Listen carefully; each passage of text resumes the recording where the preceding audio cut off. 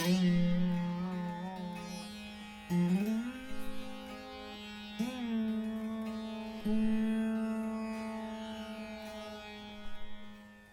the Bhagavad Gita, according to many people, and certainly from my own perspective, is the single most important text to originate from India. But as everybody knows, that the Indian tradition always tries to trace its origins back to the Rig Veda. In any case, that's the oldest text in any Indo-European language. Although within the Indian tradition, one would say that the Rig Veda originated with the origin of the cosmos. So let's begin with one of the very important, really an invocation from the Rig Veda, Gayatri Mantra. Om Tat Savitur Varenyam Bhargo Devasya Dhimahi Dhiyo Yona Prachodayat. Om, it's a good idea not to try to translate this. This remains as a great mystery. Maybe later on I would have an occasion to say something about it. But essentially, it is saying, let us bring our minds to dwell in the glory of divine truth. And may truth inspire our reflections. For myself, this is always both an invitation and a challenge. Whatever I say, is it in fact inspired by truth, or does one add up something or the other to make it more agreeable? So, may our reflections be inspired by truth. Then let me begin by a few remarks actually originating from the Rig Veda, partly because the Bhagavad Gita is very much a continuation of the tradition. Naturally, the language slightly changes. The Sanskrit of the Rig Veda is a little different from Sanskrit of the Bhagavad Gita. It's more what we tend to call modern Sanskrit. Modern in India is about 2,500 years old. One always needs to keep this in mind. And so let me begin with a comment actually by in my judgment, the greatest rishi in the Rig Veda, Dirgha Tamas. Na vijanami vedamasmi ninya sanadho manasacharami. I do not know what I am. Whether I am the same as this cosmos, yet burdened by my mind, I wander. This is our situation. We don't know, I don't know what I am. But I need to be somebody to act in the world. So, in this very mantra that I just mentioned, there are these two great mysteries, aham and idam, I and this whole cosmos. What is the relationship between them? This is what the Rishi is saying. I do not know, but sometimes the translation is, yet conceited in my mind, I wonder. Any of our philosophers can hopefully remember this. The mind always has many things to say about this. The rishis in the Rig Veda almost unanimously have asserted in one way or the other that the origin of all this mystery, origin of aham, myself, as well as idam, the whole cosmos, is tad ekam, that one, which one needs to be searching for, looking for, which I actually had entered there at the bottom of the board there. And that one always remains a mystery. This is a very important thing to try to understand. We have great mysteries in the scientific field as well.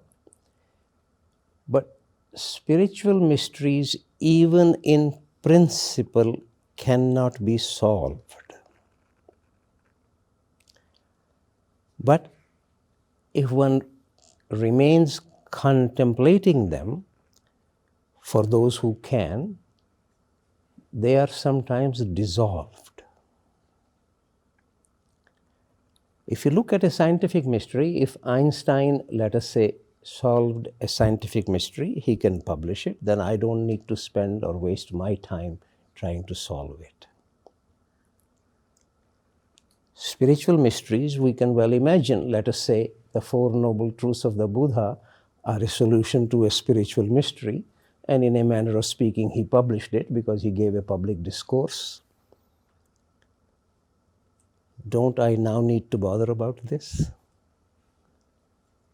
There is a fundamental difference, because even in principle, when, for example, many years ago, I had PhD students doing their scientific research with me, it would have been irresponsible of me to encourage a student of mine to choose a topic or a problem that cannot be solved. It sometimes happens. One ends up getting a wrong problem, or the technology is not developed enough to be able to find the solution. There are cases of this kind. But as a responsible supervisor for a student, it would be very, very bad of me to encourage a student to take any problem that cannot be solved.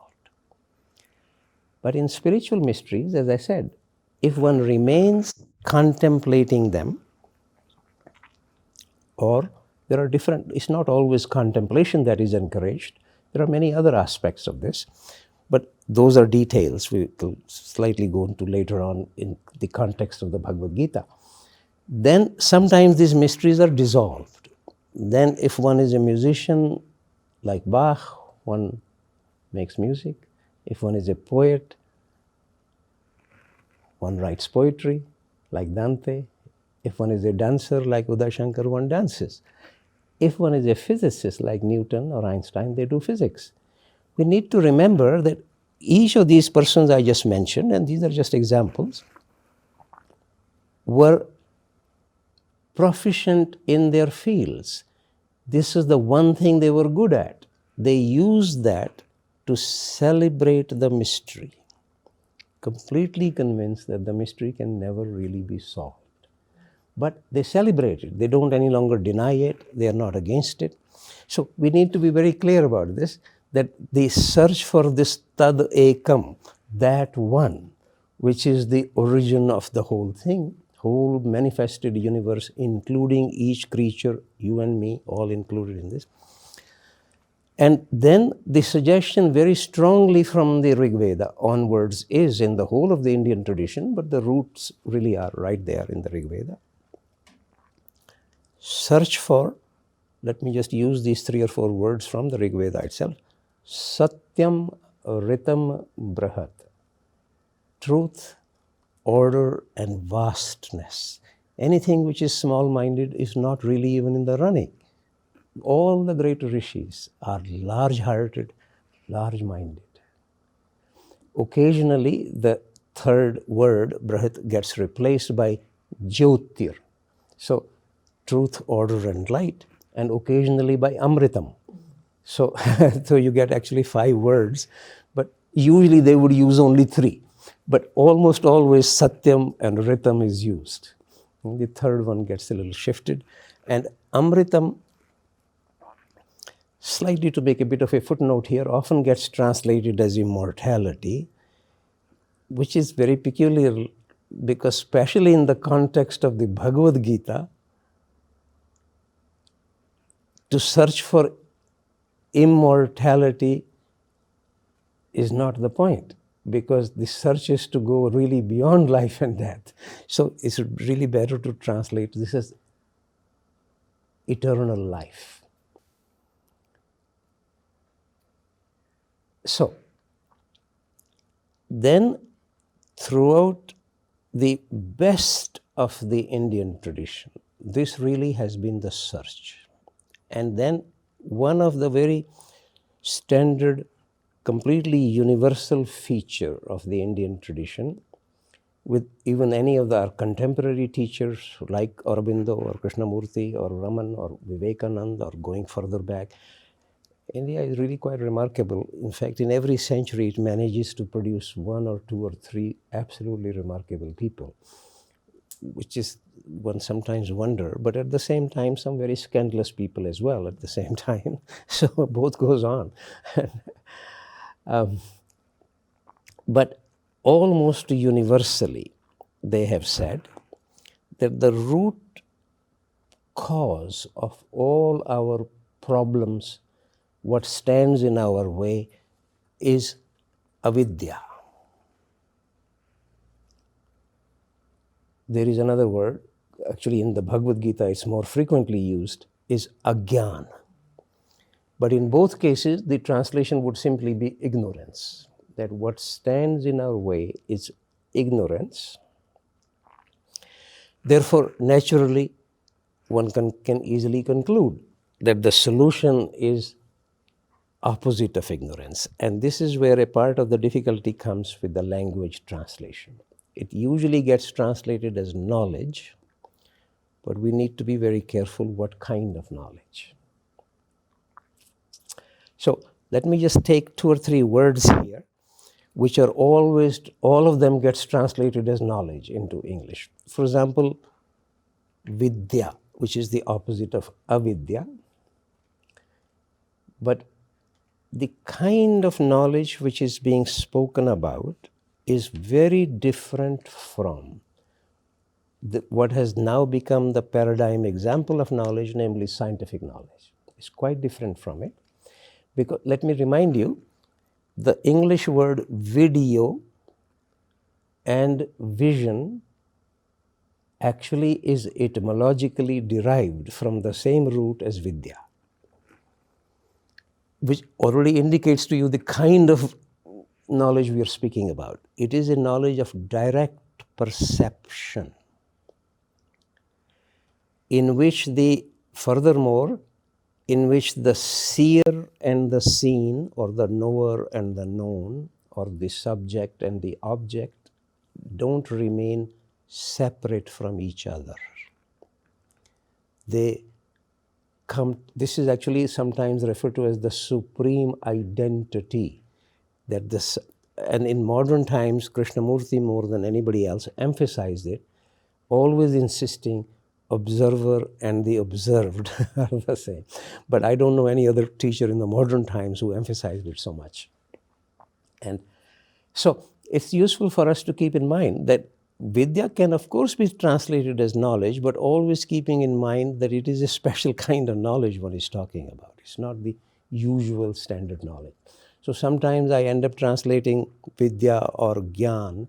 Gyan is the opposite of agyan, as sacred knowledge, because Krishna is very clear in the Bhagavad Gita that unless the knowledge transforms the knower, it is ignorance.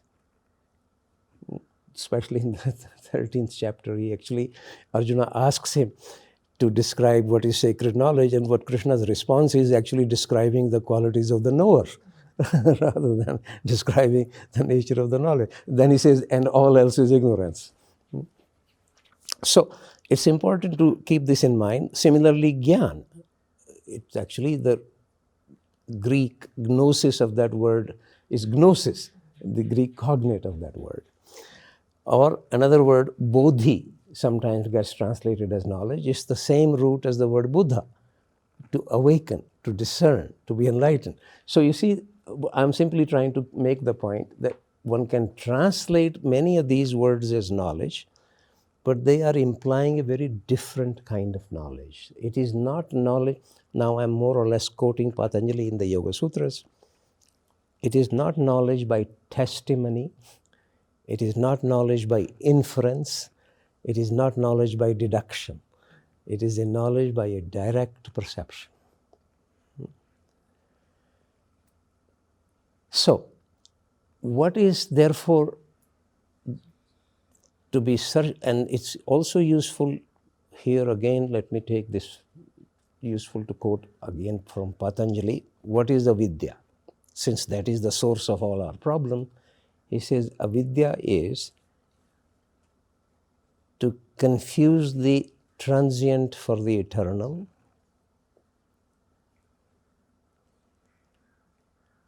unpleasant for the pleasant, and the non-self for the self.